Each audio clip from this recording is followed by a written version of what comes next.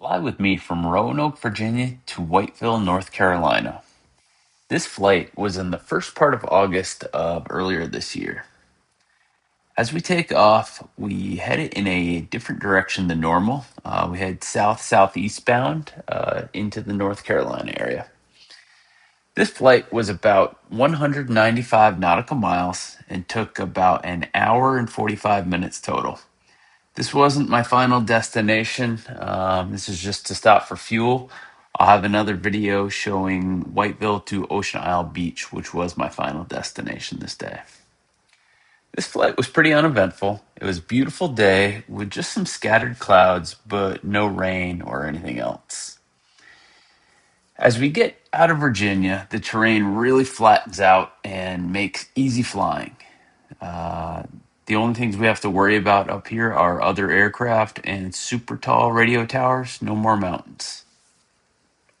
This flight path takes us directly over Raleigh Executive Jetport in Sanford, North Carolina. There were a few aircraft in the pattern, so I chose a midfield crossing and made sure that I was above pattern altitude for the aircraft and, of course, talking to them on the radio. Once past Raleigh Exec, our next major landmark is Fayetteville. We stay just east of the Fayetteville area to avoid the restricted area down by the Army and Air Force bases down there. South of Fayetteville is an area that I know pretty well. Prior to moving to the Roanoke area, my family and I lived in Brunswick County, North Carolina for 5 years. I flew and managed the helicopter air ambulance service for the Airlink program. At the time, it was headquartered out of Wilmington, North Carolina. We had three bases at the time, and one of them was in Columbus County, Whiteville, North Carolina. So I had the opportunity to fly over one of my old bases, Airlink 2, stationed out of the Columbus Regional Medical Center in Whiteville. It was my first time flying in this area since I had left, so it was pretty neat and fun to see.